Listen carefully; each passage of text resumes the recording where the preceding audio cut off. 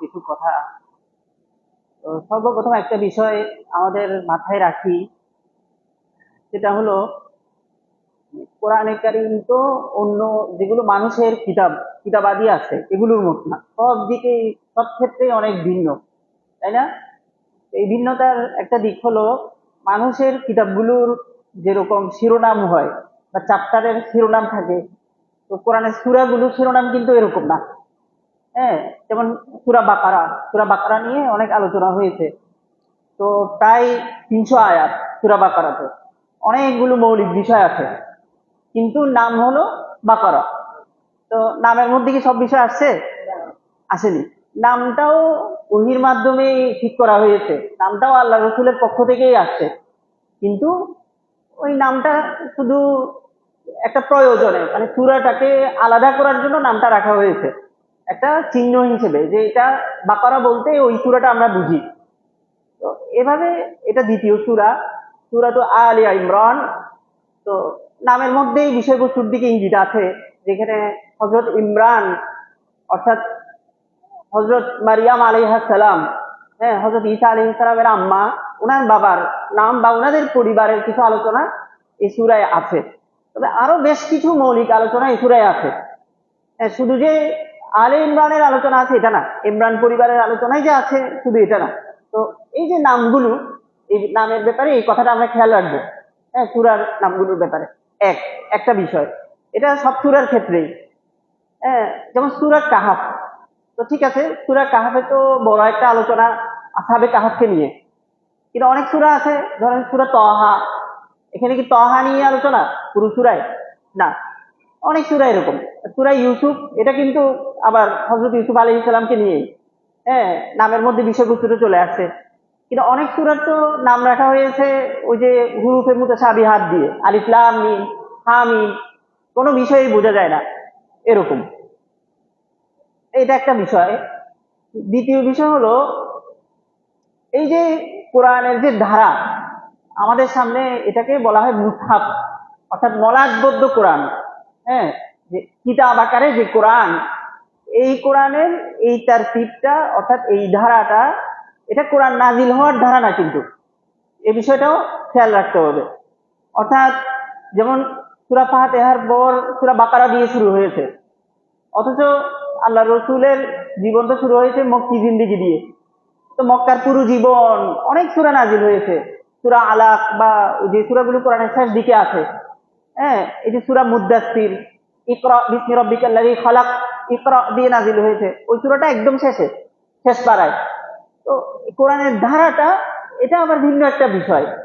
এটা যে আয়াতগুলো যেভাবে নাজিল হয়েছে ওভাবে কিন্তু কিতাব আকারে করা হয়নি।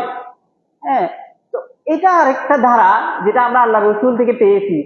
হাদিসে আছে হযরত জিবরিল আমিন এভাবে বলে দিয়েছেন আল্লাহ রসুলকে যে সূরা বাকারা শুরুতেই থাকবে, এরপরে সূরা আলে ইমরান থাকবে, কিন্তু আয়াতগুলো নাজিল হয়েছে কিন্তু অনেক পরে, এক একটা এক এক সময় নাজিল হয়েছে।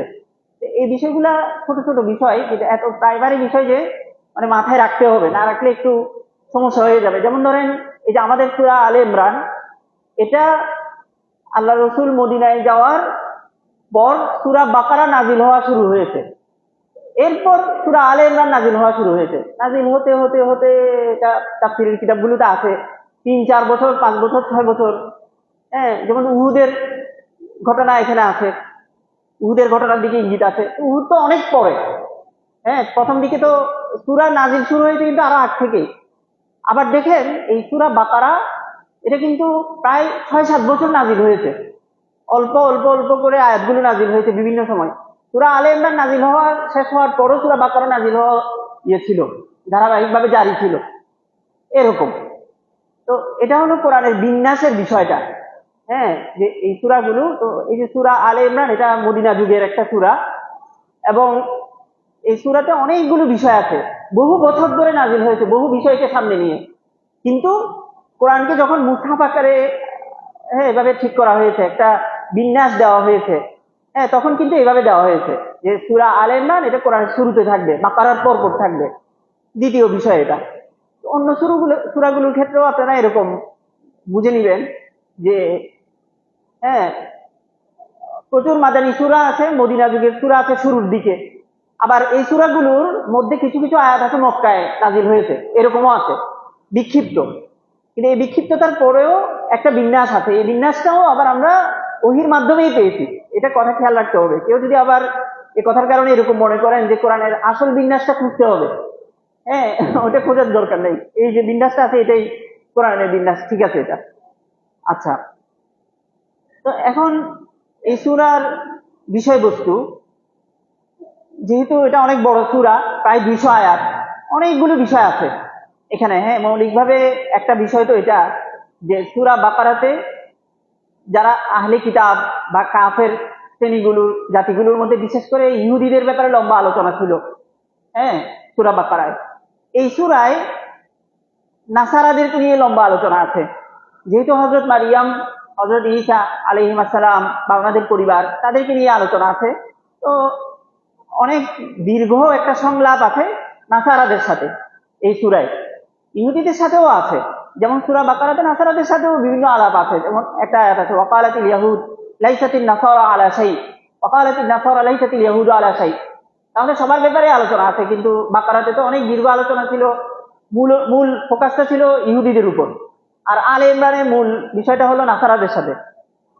এটা একটা বিষয় আসছে সামনে, বা আপনারা পড়লে দেখবেন। আমরা শুধু মানে বলা যায় কিছু শিরোনাম উল্লেখ করবো, আর কিছু না।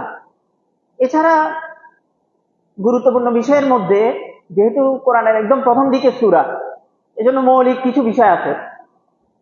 মৌলিক বিষয় বলতে কোরআনের গুণাগুণ আছে কিছু। যেমন সূরা বাকারা তো শুরু হয়েছে যালিকাল কিতাব লা রাইবা ফি, এটা দিয়ে। এটা হলো কোরআনের সবচেয়ে বড় বৈশিষ্ট্য। এই কোরআন একদম শুরুতেই বলে দিচ্ছে যে কোরআনের বৈশিষ্ট্য হলো লা রাইবা ফি, কোনো সন্দেহ নাই, কোনো সংশয় নাই। যত আসমানি কিতাব আছে এগুলোর বড় বৈশিষ্ট্য হলো এটা, সবচেয়ে মৌলিক বৈশিষ্ট্য। হ্যাঁ, এর বিপরীতে যত মানুষের গবেষণা আছে বা মানুষের কিতাবপত্র আছে, এগুলোর বৈশিষ্ট্য হলো ফিহি রাইব, সন্দেহ আছে, সংশয় থাকবে। তো এই সূরাতেও এই ধরনের কোরআনের বিভিন্ন গুণাগুণ আছে, যে কোরআনটা আসলে কেমন, আল্লাহ পাক কেন নাজিল করেছেন কোরআন, খেয়াল করতে হবে। তো আমি বিষয় বলে দেওয়ার ফায়দা এটা যে পরে আপনারা যখন পড়বেন তখন বিষয়টা খেয়াল করে করে পড়বেন। হ্যাঁ, আরেকটা বিষয় আছে গুরুত্বপূর্ণ মৌলিক, সেটা হলো আল্লাহ পাক যে আয়াতগুলো নাজিল করেছেন, কোরআনের আয়াত হোক বা আগের বিভিন্ন আসমানি কিতাবের আয়াত হোক, এই আয়াতগুলোর মধ্যে বিভিন্ন স্তর আছে। আবার সবই আল্লাহর কালাম, হ্যাঁ, সব আল্লাহর কিতাবের অংশ, কিন্তু এগুলো ব্যাখ্যা কিভাবে করা হবে এটার একটা মূলনীতি বলে দেওয়া হয়েছে। যে আয়াতের মধ্যে কিছু আয়াত আছে আয়াত মুহকামাত, খুব স্পষ্ট অকাট্য, স্পষ্ট অর্থের আয়াত বা খুব মৌলিক আয়াত। আর কিছু আয়াত আছে যেগুলোতে কিছু অস্পষ্টতা আছে বা অত মৌলিক না, দ্বিতীয় স্তরের। তো আল্লাহ পাক এখানে এটা এই সূরাতে এই বিষয়টা নিয়েও আলোচনা করেছেন যে আয়াতগুলো কোরআনের আয়াত বা শরীয়তের আল্লাহর কালাম বোঝার ক্ষেত্রে এই স্তর বিন্যাসটা খেয়াল রাখতে হবে। না রাখলে অনেক বড় বিভ্রান্তির পথ খুলে যাবে। বরং যুগে যুগে যত বিভ্রান্তি হয়েছে, হ্যাঁ, কুকুর থেকে নিয়ে এরপরে বিরাট থেকে নিয়ে যা কিছু হয়েছে, এই সমস্যার কারণে হয়েছে। এই স্তর বিন্যাসটা মানুষ সামনে রাখেনি। আচ্ছা, তারপর আরো বেশ কিছু বিষয় আছে। হ্যাঁ, এর মধ্যে এই উম্মতের কিছু বৈশিষ্ট্য আছে। যে উম্মতের একটা বড় বৈশিষ্ট্য হলো এই উম্মতকে আল্লাহ পাক বড় একটা দায়িত্ব দিয়েছেন, আমর বিল মারুফ এবং নাহি আনিল মুনকারের দাওয়াতের। ওই বিষয়ে এই সূরায় আলোচনা আছে। তারপর যেহেতু এটা কোরআনের শুরু মাত্র, তো আল্লাহ পাকের গুণাগুণ সম্পর্কে অনেক লম্বা আলোচনা আছে এই সূরায়। আচ্ছা, তারপরে বড় একটা বিষয় হলো এখানে যেহেতু নাসারাদের সাথে লম্বা সংলাপ আছে এই সূরায়, তো ওই সূত্র ধরে, হ্যাঁ, ইসলামের বৈশিষ্ট্য বা ইসলাম আসলে কি, হ্যাঁ, ইসলাম কি এবং কেন ইসলামই হক, হ্যাঁ, অন্য কোনো আগের যেগুলো ধর্ম আছে এগুলো কেন সব ক্যান্সেল হয়ে গেছে, কেন এগুলো আর ধর্ম হিসেবে লালন করার যোগ্য না, এটা নিয়ে লম্বা আলোচনা আছে। মানে এটাকে এক ধরনের একটা আন্তধর্মীয় আলোচনার বলতে পারেন। এটা এখন বলছি। আচ্ছা, বিসমিল্লাহির রহমানির রহিম, আলিফ লাম মিম, এটা নিয়ে তো আলোচনা হয়েছে। এরপরে আল্লাহ সিফত দিয়ে শুরু। এই যে লা ইলাহা ইল্লাহু, হ্যাঁ, এটা তো সবচেয়ে বড় সিফত আল্লাহর, তাই না? তাওহীদ, আল হাইয়ুল কাইয়্যুম। যাক, এই আল হাইয়ুল কাইয়্যুম আয়াতুল কুরসিতেও গিয়েছে। তারপর কোরআনের বিবরণ, যে কোরআন কেমন। হ্যাঁ, নাজ্জালা আলাইকাল কিতাবা বিল হক, আমি কিছু নমুনা হিসেবে বলছি। এটা 3 নম্বর আয়াত। 3 নম্বর আয়াতে কোরআনের বৈশিষ্ট্য, যে আল্লাহ পাক কোরআন নাজিল করেছেন মুসাদ্দিকাল লিমা বাইনা ইয়াদাইহি ওয়া আনজালাত তাওরাতা ওয়াল ইনজিল। দেখেন, আয়াতের অর্থটা হলো এরকম, যে কোরআন নাজিল হয়েছে পূর্ববর্তী কিতাবগুলোর সত্যায়নকারী হিসেবে। হ্যাঁ, এবং ইতিপূর্বে আল্লাহ পাক তাওরাত, ইনজিল এসব কিতাবও নাজিল করেছেন। তো দেখেন, তাহলে কোরআনের বড় একটা বৈশিষ্ট্য হলো কোরআনে পূর্ববর্তী সব কিতাবের আলোচনা আছে। এবং কোরআন এক ধরনের, এই একটা শব্দ আছে মুহাইমিন, অর্থাৎ পূর্বের যত কিতাবগুলো আছে এগুলোর কেমন জানি ঠিকাদার হলো কোরআন। কোরআন এমন ভাবে কথা বলবে ওই কিতাবগুলো সম্পর্কে, যে এটা তো আসলে কোরআনের পূর্ববর্তী ভার্সন। হ্যাঁ, এবং এগুলো তো আল্লাহর কিতাব। বরং কোরআনের আরেকটা রূপ ছিল ওই তাওরাত, ইনজিল এইসব কিতাব। যারা এই কিতাবগুলোর প্রতি নিজেদের সম্বন্ধ দাবি করে, নাসারা বা ইয়াহুদিরা, তাদের চেয়ে বরং এই কোরআনের যারা অনুসারী তারা ওই কিতাবগুলোর বেশি হকদার। এভাবে আলোচনাটা হবে। মানে আলোচনা এভাবে হবে না যে ওই ডিফেন্সিভ আলোচনা যেভাবে হয়, যে কোরআনের বিপরীতে আছে তাওরাত, এর বিপরীতে আছে ইনজিল, এভাবে আলোচনা হবে না। হ্যাঁ, বরং আলোচনা কিভাবে হবে, যে ইতিপূর্বে তাওরাত এবং ইনজিল নাজিল হয়েছে, নাকি এটাকে অস্বীকার করা হচ্ছে, তাওরাত ইনজিল মানি না এমন না কিন্তু। কারণ সূরার বিষয়বস্তুই তো এটা। সূরা তো এভাবে নামকরণ করা হয়নি, বা বিষয়টা এভাবে উপস্থাপন করা হয়নি যে খ্রিস্টবাদের খণ্ডন, এভাবে নামকরণ করা হয়েছে না। বরং হযরত ঈসাকে নিয়ে আলোচনা করা হয়েছে। হ্যাঁ, যে তোমরা যে খ্রিস্টবাদের কথা বলছো সেটার আসল রূপ তো এটা, এভাবে বলা হবে। হ্যাঁ, এবং ওই ধারাবাহিকতায় এসেছে কোরআন। কোরআন সত্য হওয়ার, কোরআন যে সত্য এবং কোরআনেই যে মানতে হবে, এটার দলিল হলো যে তোমাদের ঈসা বলেছেন হযরত মুহাম্মদের কথা। হ্যাঁ, এবং তোমাদের তাওরাত, ইনজিলে এই কিতাবের কথা আছে, এবং এই কিতাবও ওই কিতাবগুলোর কথা বলে। তো দেখো, একটা এই সবগুলো একই ধারায় চলে আসছে কিন্তু আল্লাহর কিতাবগুলো। তো তোমরা কেন ছিটকে পড়লে আবার? হ্যাঁ, এটা দেখানো হবে যে মুসলমান যে মুহাম্মদ সাল্লাল্লাহু আলাইহি ওয়াসাল্লামের অনুসরণ করছে, সে তো সবাইকে একসাথে মেনে নিচ্ছে। লা নুফাররিকু বাইনা আহাদিন মির রুসুলি, কোন রসুলের ব্যাপারে কোনো সংশয় আছে? সবাইকে মেনে নিয়েছে মুসলমান। তো তোমরা কেন সরে যাচ্ছ? এটা বারবার বলবে। এটা এমন একটা মানে যুক্তি, যা থেকে মানে তারা কখনো ছুটতে পারবে না। হ্যাঁ, এই যে একটা আয়াত আসবে সামনে, যে তাআলাউ ইলা কালিমাতিন সাওয়াইন বাইনানা ওয়া বাইনাকুম। হ্যাঁ, যে হে নাসারা, ইহুদি বা যত আহলি কিতাব আছো তোমরা, বিশেষ করে তোমরা তো ধর্মের অনুসারী। তো তোমরা যদি ধর্মের অনুসারী হও, তাহলে চলো আমরা, হ্যাঁ, প্রথমে যেগুলো তর্কের বিষয় আছে এগুলো এক পাশে রাখি। হ্যাঁ, এগুলো রেখে চলো আমাদের তো একটা মৌলিক জায়গা আছে যেখানে আমরা সবাই এক, সেটা মেনে নিই আগে। হ্যাঁ, সেটা কি? তাওহীদ। হ্যাঁ, তাওহীদ এবং রিসালাত। তো তোমরা আগে এটা বিচার করো যে তোমরা তাওহীদের উপর আছো। তো খ্রিস্টানরা তো এখানেই ইয়ে হয়ে যাবে, কারণ তারা তো তাওহীদের উপর নাই। হ্যাঁ, তো তাদেরকে নিয়ে আলোচনা। তো কোরআনের বড় একটা বৈশিষ্ট্য হলো বৈশিষ্ট্য, আবার কোরআন সত্য হওয়ার দলিল। হ্যাঁ, খেয়াল রাখবেন, একটা কথা এমনি গুণ হিসেবে বলা এটা একটা বিষয়, আরেকটা হলো প্রমাণ হিসেবে বলা। হ্যাঁ, প্রমাণ। কোরআন কেন সত্য? এজন্য সত্য যে মুসাদ্দিকাল লিমা বাইনা ইয়াদাইহি, আগে যা কিতাব আছে সবগুলোর সত্যায়ন এই কিতাবে আছে। তো দেখেন, আগের কোন কিতাবের যে অনুসরণ করবে সে মানতে বাধ্য হবে যে এই কিতাবও তাহলে হক, কারণ এখানে আগের সব কিতাবের কথা আছে। হ্যাঁ, মুসাদ্দিকাল লিমা বাইনা ইয়াদাইহি ওয়া আনজালাত তাওরাতা ওয়াল ইনজিল। হ্যাঁ, যে আগের সব কিতাব তো একই ধারায়, হ্যাঁ, একটার পর একটা আল্লাহর কিতাব নাজিল হয়েছে, এবং এই কোরআন তো সবগুলোর সত্যায়ন করে। এটা কোরআনের বড় একটা বৈশিষ্ট্য। মিন কাবলু হুদাল লিন্নাস, এই সবগুলো কিতাবের উদ্দেশ্য হলো মানুষকে হেদায়েত করা। এবং ওয়া আনজালাল ফুরকান, আল্লাহ পাক এই কিতাবগুলো নাজিল করেছেন হক এবং বাতিলের মধ্যে পার্থক্যকারী হিসেবে। যাই হোক, গেল একটা বিষয়।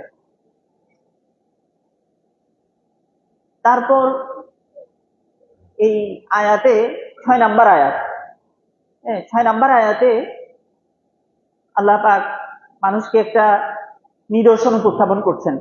নিদর্শন বলতে কোরআনে যে নিদর্শনগুলো উপস্থাপন করা হয়, একটা বিষয় ভালো করে বুঝে নেবেন যে এখানে যে কোরআনের যে এক একটা সেন্টেন্স, জুমলাগুলো, বাক্যগুলো, এগুলো কিন্তু আয়াত বলে। আয়াত বলে না, আয়াত, আয়াত। তো আয়াত মানে কিন্তু নিদর্শন, হ্যাঁ, দলিল, যুক্তি, এটাকে আরবিতে হুজ্জাহ বলে। এক একটা আয়াত কিন্তু হুজ্জত। হ্যাঁ, যেমন দেখেন এই যে হুয়াল্লাযী ইউসাউয়িরুকুম ফিল আরহামি কাইফা ইয়াশা, তিনি তো তোমাদেরকে যেভাবে ইচ্ছা, তিনি যেভাবে ইচ্ছা তার নিয়ন্ত্রণে রেখেই তিনি তোমাদেরকে একটা রূপ দান করেন মায়ের গর্ভে। হ্যাঁ, তো আল্লাহ পাক তো পুরো দুনিয়াকে রূপ দান করেছেন, কিন্তু যেহেতু অন্য বিষয়গুলো মানুষের সামনে, তো যে জিনিসটা মানুষ সবসময় দেখে ওই বিষয়ে মানুষ গভীরভাবে চিন্তা করতে পারে না। হ্যাঁ, যেটা আমরা দেখতে অভ্যস্ত, যেমন গাছ তো সবসময় দেখছি, এটা আল্লাহ বানিয়েছে বললেও অত মাথায় ঢুকবে না। কিন্তু যখন বলা হবে যে এটা চিন্তা করো যে মায়ের গর্ভে কিভাবে সন্তানের বিকাশ হয়, এটা একটা অস্বাভাবিক বিষয় না? হ্যাঁ, কোরআনেও কিছু স্তরের কথা আছে, এরপর বর্তমান সায়েন্সে অনেক স্তর আছে। একটা বাচ্চা কিভাবে হয়, অনেকগুলো শত শত স্তর আছে। কোন সাইজের হয়, কিভাবে হয়, তো অনেক দীর্ঘ কাহিনী। তো চিন্তা করো এটা কে করেছেন, কারো নিয়ন্ত্রণে আছে এই বিষয়গুলো। এটা কিন্তু একটা হুজ্জা, এটা কিন্তু একটা প্রমাণ যে আল্লাহ যে আছেন, এটার একটা যুক্তি কিন্তু। তো প্রত্যেকটা আয়াত এরকম, কোরআনের প্রত্যেকটা আয়াত, আমি যখন বলবো যে নিদর্শন, আল্লাহ পাক একটা নিদর্শন বয়ান করেছেন, তখন আপনারা এই জিনিসটা বুঝে নেবেন যে আল্লাহ একটা প্রমাণ উপস্থাপন করছেন। হ্যাঁ, যে প্রমাণটা থেকেই আল্লাহ যে সত্য, কোরআন যে সত্য, এগুলো সব বের হবে। হ্যাঁ, এটা বারবার বলা হয়েছে কোরআনে যে তোমরা বুঝে নাও। আফালা ইয়াতাদাব্বারুনাল কোরআন, কোরআন বুঝতে পারো না? এই যে বারবার যে বলা হয় বোঝার কথা, বোঝার অর্থ কি? বোঝার অর্থ হলো আল্লাহ যেটা বলতে চাচ্ছেন, যে প্রমাণটা আল্লাহ উপস্থাপন করতে চাচ্ছেন, ওই প্রমাণের, হ্যাঁ, অর্থটা বোঝা, এটা প্রমাণ হিসেবে বুঝে নেওয়া। হ্যাঁ, তো আল্লাহ পাকের তাওহীদের সাথে সংশ্লিষ্ট একটা আয়াত বলতে পারেন এটা, এই 6 নম্বর আয়াতটা, যে মায়ের গর্ভে তোমাদেরকে কে রূপ দান করে, এভাবে বলা হয়েছে। আচ্ছা, এরপর এই সূরার 7 নম্বর আয়াত, এটা গুরুত্বপূর্ণ আয়াত। ওই যে আয়াতের কথা শুরুতে বলেছিলাম, আমি আগে প্রথমে তেলাওয়াত করি। হ্যাঁ, হুয়াল্লাযী আনজালা আলাইকাল কিতাব মিনহু আয়াতুন মুহকামাতুন হুন্না উম্মুল কিতাবি ওয়া উখরা মুতাশাবিহাত, তিনি নাযিল করেছেন এই কিতাব, এবং এই কিতাবে কিছু আয়াত আছে যেগুলো মুহকাম। আয়াতের কিছু কিতাব আছে মুহকাম, স্পষ্ট শব্দ বোঝানোর জন্য অনেক শব্দ আছে আরবিতে, কিন্তু এখানে শব্দ চয়ন করা হয়েছে খুব নির্দিষ্ট একটা, খুব গভীর, হ্যাঁ, ইয়ে রাখে এরকম একটা শব্দ, মুহকামাত। কিছু আয়াত আছে খুব শক্তিশালী, আসলে ইহকাম মানে হলো শক্তি, ঠিক আছে?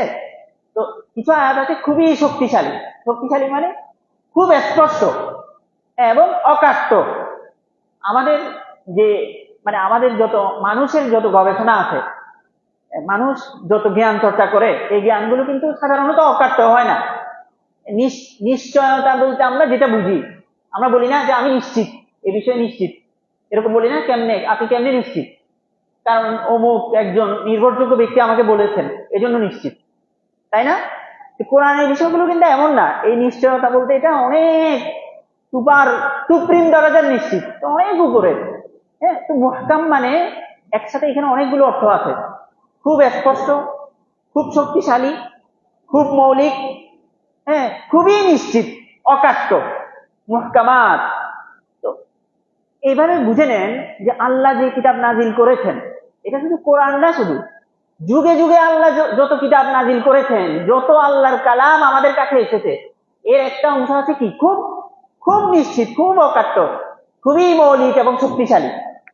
ওয়াউখারু মুতাশাবিহাত, আর কিছু আছে আল্লাহ পাক বিভিন্ন হিকমতের কারণে একটু অস্পষ্টতা রেখেছেন, অস্পষ্ট রেখে দিয়েছেন কিছু বিষয়। তো এখন এখন মানুষের করণীয়টা কি, কেন কিরকম রেখেছেন আল্লাহ, এটা অন্য একটা দীর্ঘ বিষয়।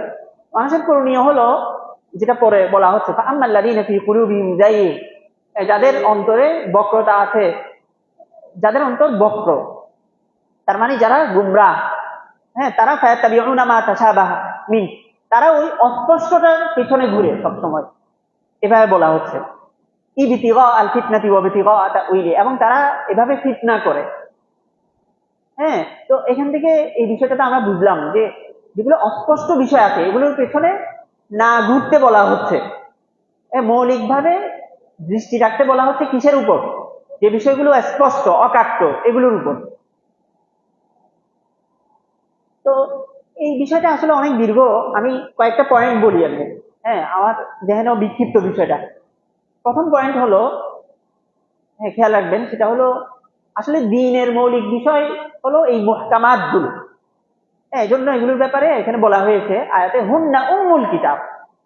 কিতাব তো অনেক, কিতাবের অনেক অংশ আছে, আমাদের সামনে যে আল্লাহর কিতাব এটার অনেক অংশ আছে, কিন্তু উম্মুল কিতাব মূল অংশ কোনটা? মুহকামাত গুলো। তো সেজন্য আল্লাহর দ্বীন, এই দ্বীন আসলে কিছু মূলনীতির নাম। যেমন তাওহীদ, এটা তো মূলনীতি, তাই না? যেমন এই আয়াতের প্রেক্ষাপট দেখেন, নাসারারা এসেছিল আল্লাহ রসুলের কাছে। তো তারা এসে হযরত ঈসা কি আল্লাহর পুত্র নাকি পুত্র না, এটা নিয়ে আলোচনা শুরু হয়েছিল। তো ওই প্রেক্ষাপটে আয়াতগুলো নাজিল হয়েছে যে দেখো, আল্লাহর যে কিতাবগুলো, আল্লাহর যে আয়াতগুলো, এই আয়াতের মধ্যে যে মৌলিক বিষয়গুলো আছে, সবচেয়ে মৌলিক বিষয় তো তাওহীদের বিষয়টা, তাই না? তো তোমরা দ্বীনের এমন কোন বিষয় বের করতে পারবে না যেটা ওই মৌলিক বিষয়ের পরিপন্থী। তো তুমি তো এমন ভাবে ব্যাখ্যা দিয়ে দিচ্ছ হযরত ঈসা আলাইহিস সালাম যে অস্বাভাবিকভাবে দুনিয়াতে এসেছেন, এটার ব্যাখ্যা নাসারা সে এমন ভাবে দিচ্ছে, একজন খ্রিস্টান এমন ভাবে দিচ্ছে যে দ্বীনের সবচেয়ে মৌলিক বিষয়টাই নষ্ট হয়ে যাচ্ছে, তাই না? তো গোটা দ্বীনকে এমন ভাবে ব্যাখ্যা করতে হবে যে মৌলিক বিষয় যেন অক্ষুণ্ণ থাকে, মৌলিক এবং অকাট্য বিষয়টাকে মানদণ্ড ধরে এরপরে পুরো দিনকে ব্যাখ্যা করতে হবে। তো তুমি নাসারা, তুমি আরেক ধর্মের, কিন্তু তুমিও আসমানি ধর্মের, আমি মুসলমান বা আমি কোরআনের লোক। তো আমরা সবাই তো এই বিষয়টা মানি যে আল্লাহর দ্বীনের মধ্যে কিছু মুহকাম আছে, কিছু মুতাশাবিহাত আছে। এটা হলো একদম সাদামাটা, মানে প্রাইমারি কথা তাদেরকে বলা হচ্ছে। এটা দিয়ে তাদের উপর ওই যুক্তি পেশ করা হচ্ছে। এই যে বললাম যে প্রত্যেকটা আয়াত থেকে একটা প্রমাণ প্রমাণ দেওয়া হচ্ছে, দেখো তুমিও একটা ব্যাখ্যা দিচ্ছ, কিন্তু আমিও একটা ব্যাখ্যা দিতে পারি, পরে ব্যাখ্যাটা আল্লাহ পাক দিবেন। সামনে আসছে যে হযরত ঈসাকে আল্লাহ বানিয়েছেন সেভাবে আর কি, যেভাবে আদমকে বানিয়েছেন। তো আর তো কোনো এসকাল নাই, ওটা একদম তাওহীদের সাথে সঙ্গতিপূর্ণ। কোরআনে যে ব্যাখ্যা দিচ্ছে ঈসা আলাইহিস সালামকে তো আল্লাহ বানিয়েছেন, হযরত আদম আলাইহিস সালামকে যেভাবে বানিয়েছেন, এটাই তো তাওহীদ। আর তারা এমন ভাবে ব্যাখ্যা দিচ্ছে হযরত ঈসা আলাইহিস সালামের বিষয়টাকে ইয়ে করার জন্য। দেখেন, এই যে ঈসাই যারা, নাসারা যারা, তাদের ব্যাখ্যাটাও কিন্তু একটা দ্বীনি দৃষ্টিকোণ থেকেই আসছে, কারণ তারা তাদের সময়ের যারা কাফের, তাদেরকে মোকাবেলা করতে গিয়ে কিন্তু এই কথা বলেছিল। হযরত ঈসা আলাইহিস সালামের সময়কার যারা কাফের, তারা তো বিভিন্ন অপবাদ দিয়েছিল, ইহুদিরা বিভিন্ন ধরনের অপবাদ দিয়েছিল যে এমন হয়েছে বা অমন হয়েছে, যেগুলো আছে বা সূরা মারিয়ামে আছে। এটার মোকাবেলা করতে গিয়ে যারা বিভ্রান্ত নাসারা, তারা বলছে এভাবে হযরত ঈসাকে তুলতে গিয়ে, ওনাকে সম্মান করতে গিয়ে, একটা দ্বীনি বিষয় প্রতিষ্ঠা করতে গিয়ে কিন্তু তারা এভাবে বলেছে যে হযরত ঈসা আলাইহিস সালাম আল্লাহর পুত্র। নাউজুবিল্লাহ।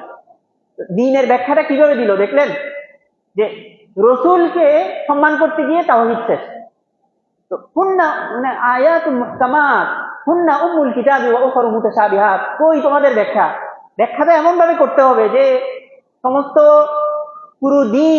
পুরো দিনকে একবারে যেন একটা এক আয়াতের সাথে আরেক আয়াত, এক অংশের সাথে আরেক অংশ সামঞ্জস্যপূর্ণ হয়। পুরোটা একটা জিনিস এরকম হতে হবে। তুমি একটা প্রমাণ করতে গিয়ে আরেকটা পড়ে গেল, বা একটা ব্যাখ্যা করতে গিয়ে আরেকটা তছনছ হয়ে গেল। আমি এমন ভাবে তাওহীদ প্রমাণ করলাম যে রিসালাত একদমই শেষ, বা একটা বিষয় এমন ভাবে প্রমাণ করলাম যে আরেকটা একদমই শেষ। এটা তো হলো মানুষের মানুষের ইয়ে। ওই যে ওয়ালাউ কানা মিন ইনদি গায়রিল্লাহ লাওয়াজাদু ফীহি ইখতিলাফান কাসীরা। মানুষের কালামের বৈশিষ্ট্য কি? তো অনেক ধরনের তাআরুজ থাকে ওই কালামে, মানে একাংশ আরেক অংশের বিরোধী হয়, বিরোধপূর্ণ হয়। কিন্তু আল্লাহর কালামটা এমন হয় না। আল্লাহর কালামের আসলে সিফত বর্ণনা করতে গিয়ে এই বিষয়গুলো আসছে যে আল্লাহর কালাম এত সুসংহত যে এই কালামের কিছু অংশ আছে একদম মৌলিক অকাট্য, এগুলোকে নড়ানো যাবে না আপন জায়গা থেকে। স্ট্যান্ডার্ড, এগুলো ঠিক থাকবে। এরপরে পুরো দিনের ব্যাখ্যা করতে হবে, অটোমেটিক পুরো দিন কি হয়ে যাবে? সুসামঞ্জস্যপূর্ণ হয়ে যাবে। আর কোনো হেরফের থাকবে না, কোনো ধরনের বিরোধ থাকবে না। হ্যাঁ, এটা মৌলিক একটা বিষয়। আল্লাহ পাক আমাদেরকে বুঝার তৌফিক দান করুন। আয়াতুম মুহকামাত হুন্না উম্মুল কিতাবি ওয়া উখরা মুতাশাবিহাত। তো এখানে তো যে প্রেক্ষাপট, এই প্রেক্ষাপটটা তো অন্য ধর্মের সাথে আলাপ করতে গিয়ে আসছে, বা আমি তো এতক্ষণ বিষয়টা এইভাবে বুঝালাম। আমাদের ইসলামের মধ্যেও দিনকে কিভাবে ব্যাখ্যা করব আমরা? একটা তো হলো দিন, আল্লাহর দিন মেনে নেয়া, এরপর দিনটা ব্যাখ্যা করার বিষয় আছে না? যে কোরআনকে কিভাবে ব্যাখ্যা করব, হাদিসকে কিভাবে ব্যাখ্যা করব। এক্ষেত্রে বড় একটা মূলনীতি হলো এটা, ঠিক আছে, যে মৌলিক বিষয়গুলো এক নম্বরে থাকবে, এগুলো মানদণ্ড হিসেবে থাকবে, মেয়ার, এগুলোর আন্ডারে বাকি বিষয়গুলো সব থাকবে। তখন পুরো দিন কি হয়ে যাবে, আর কোনো বিরোধপূর্ণ বিষয় থাকবে না।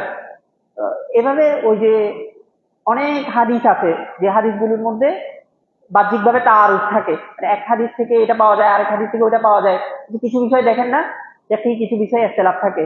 ওই ক্ষেত্রেও ফুকাহারা বা আমাদের আহলে ইলমরা এই মূলনীতির কথা বলেন, মৌলিক বিষয়টা সামনে রেখে ব্যাখ্যা করতে হবে। যাই হোক, এটা বড় একটা আমাদের দ্বীনের বড় একটা উসুল বা মূলনীতি বলতে পারেন এটাকে, এবং কোরআন বোঝার একটা মূলনীতি, এবং কোরআনের এটা বড় একটা বৈশিষ্ট্য, এবং এই বৈশিষ্ট্যের কারণেই কোরআন আল্লাহর কোরআন। এই মুহকামাত হুন্না উম্মুল কিতাব ওয়া উখরা মুতাশাবিহাত, এভাবে যদি ব্যাখ্যার একটা নিয়ম না রাখা হতো, তাহলে কিন্তু সব এলোমেলো হয়ে যেত, আর ইয়ে থাকতো না, লাওয়াজাদু ফিহি ইখতিলাফান কাসীরা। আচ্ছা, যাই হোক, আমি আমার মনে যা আছে বলে দিলাম, বিষয়টা আরো স্পষ্ট করে বলা দরকার।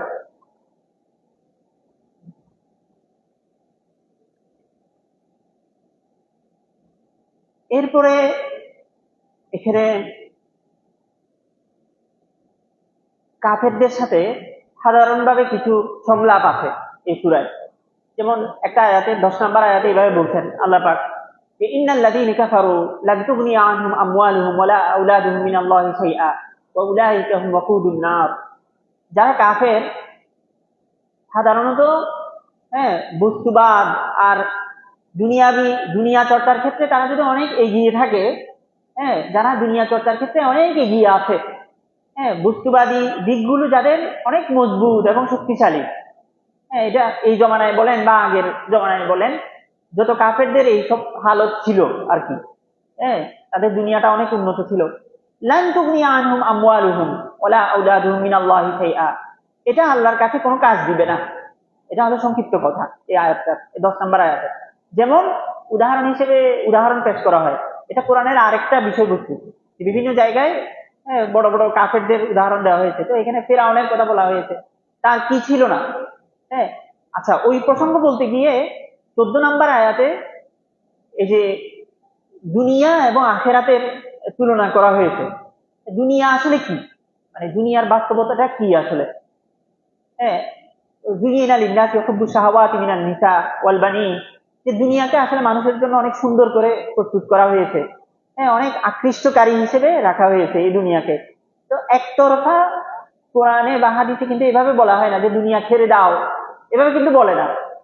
শুধু বলা হয় যে দেখো এই দুনিয়াটা অনেক মানে আকৃষ্টকারী, এবং এটার অনেক প্রভাব আছে, বাহ্যিকভাবে এটার অনেক সৌন্দর্যের দিক আছে, কিন্তু কোরআন এটাকে খুব বালিগ ভাবে, খুব সুন্দর ভাবে দুনিয়াকে ব্যাখ্যা করে যে যালিকা মাতাউল হায়াতিদ দুনিয়া।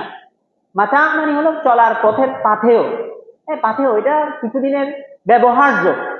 এই দুনিয়াটা আসলে এতটুকুই, অতটুকু কাজে আসবে যতটুকু এটা ব্যবহার করা হবে, এরপরে এটা আর কাজে আসবে না।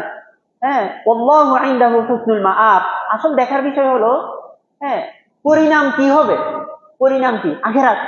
আখিরাতের জগৎটাই হলো মূল জগৎ, এবং মানুষের মানব জীবনের উদ্দেশ্য। তো আল্লাহ বলেন কুল আউনাব্বিউকুম বিখাইরিম মিন যালিকুম, এই যে দুনিয়ার এত সৌন্দর্য, বস্তুবাদ, এর চেয়ে সুন্দর, এর চেয়ে আরো অনেক উত্তম বিষয়ের কি খবর আমি তোমাদেরকে দিব না? যারা মুত্তাকি তাদের জন্য জান্নাতের বিবরণ দেওয়া হচ্ছে এই আয়াতে। যাই হোক, তো এই যে এভাবে অনেকগুলো বিষয় আছে এখানে। এরপর ওই যে একটা মৌলিক বিষয় বললাম যে ইসলাম সম্পর্কে আলোচনা আছে এই সূরায়। এই আলোচনা শুরু হয়েছে 19 নম্বর আয়াত থেকে, ইন্না দীনা ইনদাল্লাহিল ইসলাম। এই আলোচনাগুলো করার সময় আপনারা একটা বিষয় খেয়াল করবেন যে কোরআনের উপস্থাপনার দিকটা কিভাবে উপস্থাপনা করে। হ্যাঁ, দিন আল্লাহর কাছে শুধু ইসলামই, এটা যে কোরআনে কিভাবে বলা হয় আয়াতের তর্জমা পড়ার সময় খেয়াল করবেন। তো কি খেয়াল করবেন, ওই যে কোরআনের পরিচয় কিভাবে দিল বললাম না একটা, মুসাদ্দিকাল লিমা বাইনা ইয়াদাইহি মিনাত তাওরাত, মানে হ্যাঁ, মানে কোরআন একদিকে, তাওরাত একদিকে, ইনজিল একদিকে, তিন পক্ষ একজনের সাথে একজন যুদ্ধ করছে এমন না কিন্তু বিষয়টা। কোরআনের উপস্থাপনাটা সম্পূর্ণ ভিন্ন। হ্যাঁ, যে দিন তো আল্লাহর কাছে শুধু ইসলামই, হ্যাঁ বাকিগুলো কেমন এটা ব্যাখ্যা আসবে সামনে, যে বাকিটাও আল্লাহর দিন। হ্যাঁ, তাওরাত আল্লাহ নাজিল করেছেন, ইনজিল আল্লাহ নাজিল করেছেন, কিন্তু এরপরে তো সব রসুল থেকে এ ধরনের প্রতিশ্রুতি নেওয়া হয়েছে যে সর্বশেষ একজন রসুল আসবেন। তো সর্বশেষ রসুল, উনি যে রসুল, উনি যে সত্য, এটার অনেক প্রমাণ আছে, অনেক দিক থেকে প্রমাণগুলো এখানে উপস্থাপন করা হবে। কোরআনের একটা বৈশিষ্ট্য হলো প্রমাণ ছাড়া এখানে কোনো কথা বলা হয় না, হ্যাঁ কোনো আলোচনা করা হয় না। এই কোরআনের যে প্রমাণ উপস্থাপনের পদ্ধতি, এটার আবার অনেকগুলো দিক আছে। একটা হলো কোরআনের ভাষাটা নিজেই প্রমাণ, এটা তো জানেন বা আলোচনা হয়েছে। ওই যে সূরা বাকারাতে গিয়েছে যে একটা সূরা এনে দেখাও তো এমন, এটা হলো ভাষাগত দিকটা। আরেকটা হলো ভাষাগত না, বিষয়গত দিক থেকেও প্রমাণ আনা হবে এখানে, কিন্তু প্রমাণটা বুঝে নিতে হবে এখানে। কিন্তু প্রমাণটা মানে মানুষ যেভাবে যুক্তি তর্ক করে ওই স্টাইলে ওইভাবে এখানে উপস্থাপন করা হয় না। অনেক সময় আবেগী উসলুবে বলা হয়, হ্যাঁ অনেক সময় মানুষকে তোমরা এটা বুঝো না এভাবে বলা হয়, কিন্তু আসলে কিন্তু এটা অনেক উঁচু স্তরের যুক্তি দেওয়া হচ্ছে, কিন্তু বলার সময় মানুষের আবেগকে আকর্ষণ করা হয় অনেক সময়, এই ধরনের। তো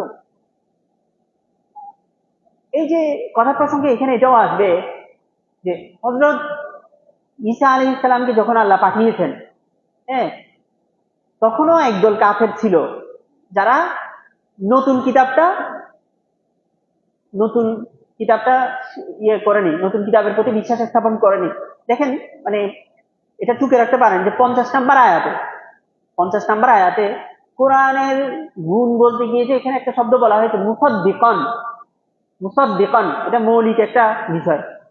ওই একই কথা বলা হয়েছে হযরত ঈসার ব্যাপারে, হ্যাঁ 50 নম্বর আয়াতে, মানে প্রাসঙ্গিক ভাবে আসছে আর কি, যে উনিও প্রতি যুগে যুগে আসলে সব আল্লাহ রসুল এমন ছিলেন, মুসাদ্দিকাল লিমা বাইনা ইয়াদাইহি, আগের যে রসুল তার কথা উনি বলতেন, প্রতি যুগের আল্লাহ রসুল।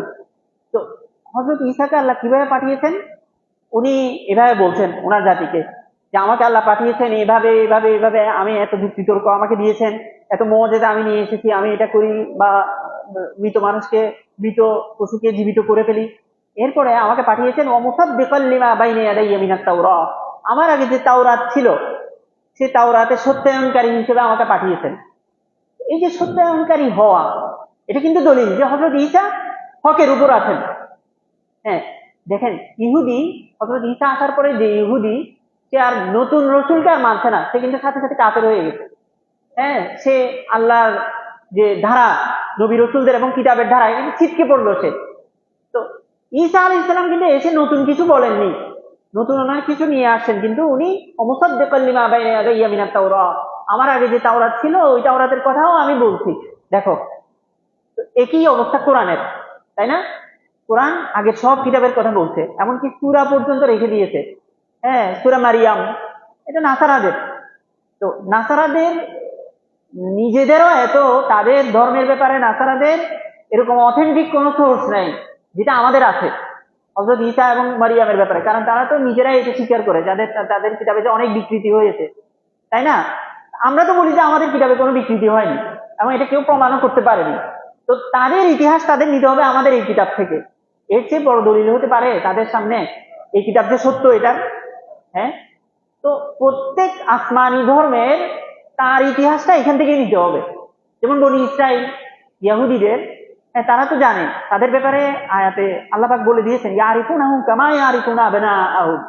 হ্যাঁ এই যেগুলো পূর্ববর্তী আসমানি ধর্মগুলো, এদের মধ্যে সবচেয়ে বিচক্ষণ হলো ইহুদিরা, সবচেয়ে ধূর্ত, হ্যাঁ দুষ্ট, বিচক্ষণ, শিক্ষিত, হ্যাঁ ইহুদিরা। তারা ভালোই বুঝে যে এই কিতাব যে আসলে সত্য, এটা বারবার বলা হয়েছে বিশেষ করে ইহুদিদের ব্যাপারে। কেন? অনেক দীর্ঘ আলোচনা তাদের, পুরো তাদের চিত্র আল্লাহ পাক উন্মোচন করে দিয়েছেন কোরআনে, একদম সূক্ষ্ম থেকে সূক্ষ্ম বিষয়। তো মানে না কেন, এটা একদম শুরুতেই আছে যে খতামাল্লাহু আলা কুলুবিহিম। হ্যাঁ কোরআন একদম শুরুতেই বলে দিয়েছে যে আসলে কেন এই কিতাবটা মানুষ মানবে না, যালিকাল কিতাব লা রাইবা ফি, কোনো সন্দেহ এখানে থাকতে পারে না। তো যত কাফের আছে তারা আস্তে আস্তে কোরআনের দিকে আসবে। আসতে পারে না শুধু ওই দলটাই যাদের ব্যাপারে বলা হয়েছে ওই ইন্নাল্লাযীনা কাফারু সাওয়াউন আলাইহিম আনজারতাহুম আম লাম তুনজিরহুম লা ইউমিনুন। হ্যাঁ, তাদেরকে যতই আপনি পথ দেখান পথ গ্রহণ করবে না। এটা হলো আসলে কোরআনের একটা বৈশিষ্ট্য। হ্যাঁ, যে আল্লাহর কিতাব আসলে এত প্রভাবশালী, হ্যাঁ, এত প্রভাবক যে কোনো মানুষ এটার প্রভাব থেকে মুক্ত থাকতে পারবে না। যে মুক্ত, মানে এরকম একটা প্রশ্ন আসতে পারে, মানে প্রশ্নোত্তর করে যদি আমরা বলি বিষয়টা, যে প্রথমে এই ধরনের একটা প্রশ্ন আসতে পারে, তাহলে আপনি এমন কিতাব নাজিল করেছেন, আমরা আল্লাহকে বললাম, যেখানে কোনো সন্দেহ নাই, যেটা এত শক্তিশালী, তো অনেক মানুষ যে এটা গ্রহণ করেনি। এটার উত্তর একদম শুরুতে, হ্যাঁ, যে কিছু মানুষ তো এমন আছে, তাদের অপরাধ এত বেশি, তারা এত বেশি নাফরমানি করে ফেলেছে এই জগতের সৃষ্টিকর্তার সাথে। হ্যাঁ, তারা এত বধির এবং অন্ধ হয়ে গেছে যে তাদের হালতটা এমন যে সাওয়াউন আলাইহিম আনজারতাহুম আম লাম তুনজিরহুম লা ইউমিনুন, কোনো কথা বললে এটা তাদের কানে আর ঢুকবে না, এরকম বিষয়টা। খাতামাল্লাহু আলা কুলুবিহিম ওয়া আলা সামঈহিম ওয়া আলা আবসারিহিম গিশাওয়া। বাকারাতে বারবার ঘুরে ফিরে আসছে এটা, যে কামাসালিল লাযী ইয়ানঈ বিমা লা ইয়াসমাউ ইল্লা দুআআন ওয়া নিদাআ। হ্যাঁ, যেমন এই মরু প্রান্তরে যদি আমরা ডাকাডাকি করি, এখানে যে পশুগুলো এমনি শুনে দুআআ ওয়া নিদা, এমনি একটা আওয়াজ শুনে, আর কোনো কিছু বুঝে? কিছু বুঝে না, এরকম কাফেরদের অবস্থা। তো আল্লাহ পাক এই দুনিয়াতে কাফেরদেরকে এরকম করে দিয়েছেন তাদের আমলের কারণে। তারাই দেখেন একটা বিষয়, মানে এই যে তারাবি, মানে তারাবিতেই বিষয়টা আমার ইয়েতে আসছে আর কি। দেখেন, এই বারবার কোরআনে একটা কথা বলা হয়েছে, ঘুরে ফিরে বারবার আসে, যে মুসলমান যখন সদাকা করে, কালকে তারাবিতে গিয়েছে ওয়াতাসবিতাম মিন আনফুসিহিম, একটা সদাকা করার পর মুসলমান কিন্তু ইমানের উপর আরো মজবুত হয়। হ্যাঁ, আবার একটা আয়াত দিয়েছে ওই আয়াতুল কুরসিতে, আল্লাহু ওয়ালিয়ুল্লাযীনা আমানু ইউখরিজুহুম মিনাজ যুলুমাতি ইলান নূর। প্রতি মুহূর্তে মুমিন কিন্তু জুলুমাত থেকে, অন্ধকার থেকে নূরের দিকে যাচ্ছে। আল্লাহ পাক প্রতি মুহূর্তে মুমিনের উপর কি রাখছেন? হেদায়েতের ছায়া রাখছেন। মুমিনের হেদায়েত সবসময় কি হচ্ছে? বাড়ছে। যদি, হ্যাঁ, আপডেট হচ্ছে। যদি আসলে ইমানের উপর থাকি, তাহলে হেদায়েতটা কি হবে? বাড়তে থাকবে। বিপরীত অবস্থা দেখেন কত খারাপ কাফেরদের, তাদের ব্যাপারেও আছে ইয়ামুদ্দুহুম ফি তুগয়ানিহিম ইয়ামাহুন। এই কাফেররা কিন্তু দিন দিন তাদের গুমরাহি বেড়ে চলে। সেটা এমন না যেভাবে আমাদের অনেক সময় মনে হয় যে তারা হয়তো কেউ হেদায়েত হয়ে যাবে, মানুষ মনে হয় পরে বুঝতে পারে, এমন না কিন্তু। এক বিভ্রান্তি আরেক বিভ্রান্তির দিকে নিয়ে যায়, বিভ্রান্তিটা ঘন থেকে ঘন হতেই থাকে, এমন বিষয়টা। তো এই যে এজন্য হেদায়েত হবে না। হ্যাঁ, কোরআনের যতই মর্মস্পর্শী বয়ান থাকুক, অনেক মানুষ এটা গ্রহণ করবে না, এটা বলা হয়েছে বারবার বিভিন্ন জায়গায়। যাই হোক, তো সময় শেষ আমাদের। আহ, তো এই পয়েন্টটাই, এটা বলে আমরা শেষ করি। বাকি আলে ইমরানের যে বিষয়টা, এটা যদি শেখ সুস্থ থাকেন, উনি ইনশাল্লাহ বলবেন। উনি বললে ভালো হয়। ওই যেটা এখানে আলে ইমরান মানে নাসারাদের যে কিছু আলোচনা আসছে বা ইতিহাসের কিছু বিষয় বিষয় আসছে, তো এই বিষয়টা একটু খেয়াল রাখবেন যে ইন্নাদ-দীন ইনদাল্লাহিল ইসলাম। এই আয়াতের তর্জমাটা আমি পড়ি, ওয়া মাখতালাফাল্লাযীনা উতুল কিতাব ইল্লা মিন বাদি মা জাআহুমুল ইলমু বাগিয়াম বাইনাহুম। এই বিষয়ক আলোচনা বাকারাতেও দিয়েছে, যে দিন তো আসলে ইসলাম। তো কোরআন বারবার এভাবেই উপস্থাপন করে যে আদিকাল থেকে যে আল্লাহর দিন ছিল, হযরত আদম থেকে যে আল্লাহর দিন ছিল, এটা আসলে কি? ইসলাম। ওইটাই ইসলাম। পরবর্তীতে বিভিন্ন সাময়িক এটার ভার্সন ছিল। হ্যাঁ, পরে ওই ইসলামটাই বাকি আছে এখন। হ্যাঁ, ওয়া মাখতালাফাল্লাযীনা উতুল কিতাবা ইল্লা মিন বাদি মা জাআহুমুল ইলমু বাগিয়াম বাইনাহুম। যারাই মাঝে কুফরির রাস্তা ধরেছে, হ্যাঁ, হযরত মুসা আসার পরে অনেক মানুষ কাফের হয়েছে, মুসাকে মানেনি। হযরত ঈসা আসার পরে অনেক মানুষ আরো কাফের হয়ে গেছে, যে মুসাকে মেনেছে কিন্তু ঈসাকে মানেনি, যারা ইহুদি। তারপর মুহাম্মদ সাল্লাল্লাহু আলাইহি ওয়াসাল্লাম আসার পরে একেবারে মানে বিভাজনটা একটা চূড়ান্ত রূপ ধারণ করেছে। এরপরে তো আর নবী আসবে না, মানে নাউজুবিল্লাহ, এমন তো হবে না যে আমাদেরও একটা অংশ কাফের হয়ে যাবে এরপরে যদি নবী আসে। তো আল্লাহ পাক তো এরকম রাখেননি। হ্যাঁ, শেষ নবী চলে আসছেন, এখন কাফের আর মুসলিম দুই পক্ষই। হ্যাঁ, তো আল্লাহ পাক বলেন যে এই যে ইখতিলাফ, ইখতিলাফ মানে তো আমরা বুঝি, ইখতিলাফ মানে কি? হ্যাঁ, মানে ইয়ে করে ফেলা, কি বলে, মত, হ্যাঁ, বিভেদ করা। এখানে বিভেদ, একটা হলো মত পার্থক্য, এটা সুন্দর শব্দ। মত পার্থক্য হয়ে গেল আমার আর আপনার মধ্যে, আপনি একটা বুঝেন আমি একটা বুঝি, সমস্যা নেই, জনজনের দলিল আছে ধরেন।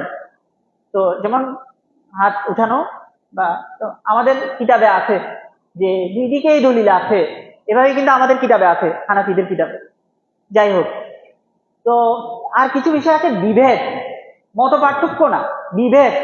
এই যে নাসারা মোহাম্মদ সাল্লাল্লাহু আলাইহি ওয়াসাল্লামের সাথে যা করেছে, এবং ইহুদিরা হযরত ঈসার সাথে যা করেছে, এটা কি মত পার্থক্য?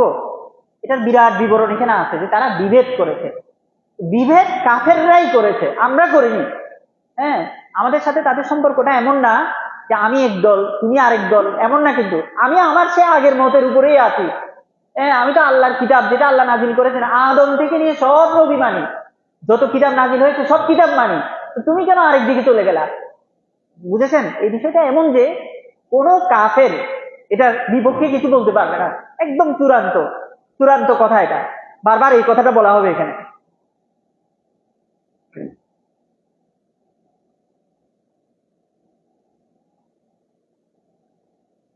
আস্তাগফিরুল্লাহ।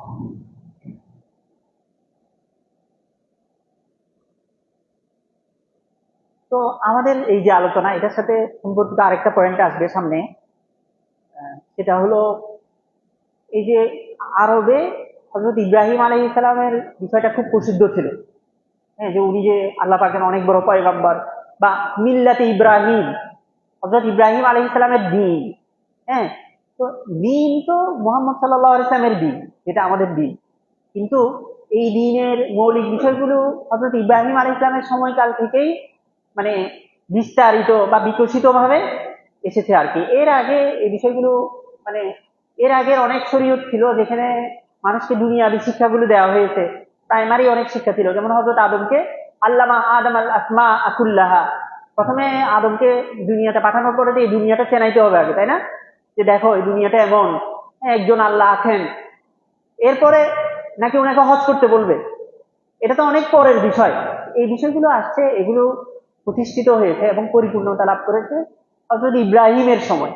এই জন্য ওনাকে একটা একটা মৌলিক পয়েন্ট বলা হয় নবীদের যে সিলসিলা, এই সিলসিলার মধ্যে হযরত ইব্রাহিম আলাইহিস সালাম। তো হযরত ইব্রাহিমের বিষয়টা আরব এলাকায় খুব প্রসিদ্ধ ছিল, এবং আরবরা দাবি করতো আর কি, অনেকে দাবি করতো যে তারা ইব্রাহিমের ধর্মের উপর আছে, এইভাবে দাবি করতো, এই বিষয়টা জানেন। তো আরব এলাকায় যারা বিভিন্ন ধর্মের লোকেরা ছিল, খ্রিস্টানরা ছিল, ইহুদিরা ছিল, তারা সবাই এই পয়েন্টে তারা সবাই এভাবে দেখাতে চাইতো যে তারা ইব্রাহিমের অনুসারী। হ্যাঁ, তো নাসারারা বলতো যে আমরা ইব্রাহিমের অনুসারী, তো ইহুদিরা বলতো যে আমরা ইব্রাহিমের অনুসারী। এদিকে আমাদের এই কিতাব, আল্লাহর কিতাব হযরত মুহাম্মদ সাল্লাল্লাহু আলাইহি ওয়াসাল্লাম যেটা নিয়ে এসেছেন, এই কিতাবে বারবার বলা হয়েছে যে হযরত মুহাম্মদ সাল্লাল্লাহু আলাইহি ওয়াসাল্লাম হলেন ইব্রাহিমের অনুসারী। ঠিক আছে? একটা বিষয় দেখেন, ইহুদি নাসারা তাদের যে লিটারেচার বা তাদের কিতাব পত্রে কিন্তু এই বিষয়টা নাই। আমাদের তাফসীরের আহলে ইলমরা বলেন যে মুসা আলাইহিস সালাম ইব্রাহিমের দিন নিয়ে এসেছেন, তোমাদের আদি পিতা ইব্রাহিম। এভাবে কিন্তু হযরত ঈসা মুসা ওনারা বলেননি ওনাদের কওমকে। হ্যাঁ, এটাও ইব্রাহিমের একটা সিলসিলা ছিল, কিন্তু ওনাদের ধর্মে এই বিষয়টা ওভাবে প্রচার করা হয়নি, বা এটা কোনো চর্চা ছিল না। ঠিক আছে, এটা একটা বিষয়। তো কিন্তু তারা মুসলমানরা যে এখন নতুন একটা বৈশিষ্ট্য প্রচার করছে যে আমাদের শেকড় তো অনেক গভীরে, তোমাদের আরো আগে, ইব্রাহিম তো মুসা ঈসা সবার আগে, তার ধর্মের উপর আমরা আছি, একদম আদি ধর্ম আমাদেরটা। এই বিষয়টা তাদের পছন্দ হয়েছে, এখন তারাও এটা দাবি করা শুরু করেছে, এই যে আমরাও আসলে ইব্রাহিমের অনুসারী। এটা নিয়ে একটা তর্ক চলবে এখানে, এই যে তোমরা যে ইব্রাহিমের অনুসারী দাবি করছো, কোথায় আছে এটা? তোমাদের মুসা আলাইহিস সালাম বা ঈসা আলাইহিস সালাম, উনি তো একটা আয়াত পরে শেষ করে দিচ্ছি যেহেতু সময় পার হয়ে যাচ্ছে, যে মা কানা ইব্রাহিম ইয়াহুদিয়্যান ওয়ালা নাসরানিয়্যা ওয়ালাকিন কানা হানিফাম মুসলিমা ওয়া মা কানা মিনাল মুশরিকিন। 67 নাম্বার আয়াত। তো এই আয়াতগুলোকে এত সাদা মাথা ভাবে নিলে হবে না, এগুলো কিন্তু যুক্তি। হ্যাঁ, অনেক মৌলিক একটা প্রমাণ দেওয়া হচ্ছে তাদেরকে যে ইব্রাহিম তো ইহুদি নাসারা ছিল না। কেন? ইহুদি ধর্মটাই তো এসেছে ইব্রাহিমের অনেক পরে। হ্যাঁ, মুসা আলাইহিস সালাম এসেছেন ইব্রাহিমের পরে। তো উনি তো একটা ধর্ম নিয়ে এসেছেন আল্লাহর পক্ষ থেকে, তাই না? তো তুমি এটা কেমনে বলবা যে আমি ইব্রাহিমের ধর্মের উপর? ইব্রাহিম তো আরো আগের, ওটা ক্যান্সেল হয়েই তো মুসা আসছে। ঈসার বিষয়টাও এরকম। তো তুমি কেমনে এই কথা বলো? তো এই বিষয়টা খেয়াল রাখবেন যে এটা আমাদের সাথে তাদের তর্কের একটা মৌলিক জায়গা। আমাদের দিন যে সত্য, এটার একটা বড় প্রমাণ হলো আমরা ইব্রাহিমের ধর্মের উপর আছি, কমপক্ষে ঐতিহাসিক ভাবে। আর যদি কোনো কিছু না বুঝেন, কমপক্ষে এতটুকু বুঝতে পারেন যে আমাদের একটা আদি ধর্ম, এই কথাটা তো বলতে পারি আমরা। তারাও এটা বলতে চেয়েছিল। তো তাদেরকে কোরআন বলছে এই কথাটা, যে দেখো ইব্রাহিম তো ইহুদি নাসারা ছিল না, তোমরা তো ভিন্ন এক ধর্মের মানুষ, যে ধর্মটা আরো পরে আসছে, আল্লাহরই ধর্ম, এটা আরো পরে আসছে। এখানে ওই কথাটা আছে, সুপ্ত আছে, যে তোমাদের ধর্মে কিন্তু এই কথা বলা হয়নি যে তোমাদের ধর্মটা ইব্রাহিমের ধর্ম। এটা মুসা এসে বলেননি তোমাদেরকে। হ্যাঁ, ঈসা এসেও এটা বলেননি। দেখেন পাল্টা ইহুদি নাসারা তারা কিন্তু মুসলমানকে এই কথা বলতে পারবে না যে ইব্রাহিম তো মুসলমানও ছিল না, এটা বলতে পারবে না কিন্তু। কারণ মুসলমানের অনেক বিষয় ইব্রাহিমের সাথে যুক্ত। কারণ মুসলমানের কিতাবেই বারবার বলা হচ্ছে যে এটা ইব্রাহিমের অনুসারী। হ্যাঁ, তোমাদের পিতা ইব্রাহিম, তার যে বিষয়গুলো, যেমন হজ একটা উদাহরণ। হ্যাঁ, হজ ইব্রাহিমের রেখে যাওয়া একটা নিদর্শন, বনি ইসরায়েলের ছিল না এটা। ইহুদিদের হজ নাই, কিন্তু হজের সাথে তো আকীদার সম্পর্ক। হজ শুধু একটা ইবাদত এমন তো না, তাই না? এখানে কাবার কথা আসবে যে ফিহি আয়াতুন বাইয়িনাত মাকাম ইব্রাহিম, যে কাবাতে, হ্যাঁ, এই হারামে আল্লাহর তাওহীদের অনেক নিদর্শন আছে। এগুলো নিদর্শন না? নিদর্শন, আয়া নাকি এমনি সাদামাটা কোনো ইবাদত না, নিদর্শন। এটা আকীদার সাথে সম্পর্কিত। তো তোমাদের ধর্মে তো এসব ছিল না। বিভিন্ন আহকামের ক্ষেত্রে, মাসাইলের ক্ষেত্রে ইব্রাহিমের সাথে অত সঙ্গতিপূর্ণ ছিল না। হ্যাঁ, আল্লাহ পাক অন্য এক ধরনের বার্তন তোমাদেরকে দিয়েছেন। শুধু শুধু তোমরা কেন আবার ইব্রাহিমের দাবি করতে আসছো? হ্যাঁ, তো এরকম তোমাদের রসুলও এটা বলেননি। আর এই কিতাবের মধ্যেই লেখা আছে যে এটা ইব্রাহিমের অনুসারী। তো যখন এই কিতাবের মধ্যেই লেখা আছে যে হে মুসলমান, তোমাকে আমি ইব্রাহিমের ধর্মটাই দিচ্ছি, তুমি তারই অনুসরণ করো, এভাবে যখন লেখা আছে, তাহলে তো হয়েই গেল, তাই না? তাহলে তো এই কথা বলার কোনো উপায় নাই। সে তো আমাদেরকে এই কথা বলতে পারবে না যে তুমিও তো অনেক পরের। না, আমি তো অনেক পরের, ঠিক আছে, আমি সবার পরের। আমরা যে মুসলমান, হযরত মুহাম্মদ, উনি তো সবার পরের, কিন্তু উনি তো নিয়ে আসছেন আল্লাহর পক্ষ থেকে, এটা আল্লাহর বয়ান, এবং মুহাম্মদ সাল্লাল্লাহু আলাইহি ওয়াসাল্লামের নিজেরও বয়ান, নবীর কথা, যে আমাকে পাঠানোই হয়েছে ইব্রাহিমের ধর্মের অনুসারী করে, তাই না? অনেক ভিন্ন। হ্যাঁ, তো এটা একটা যুক্তির, মানে তাদের সাথে যে সংলাপ, ওই সংলাপের একটা মৌলিক পয়েন্ট এটা। হ্যাঁ, এবং এখান থেকে ইসলাম যে সত্য, এটা বোঝা যায়। এগুলো সবগুলো নিদর্শন ইসলাম সত্য হওয়ার। আচ্ছা, তাহলে এতটুকু থাক। আল্লাহ পাক আমাদের তৌফিক দান করুন বোঝার। সুবহানাল্লাহ।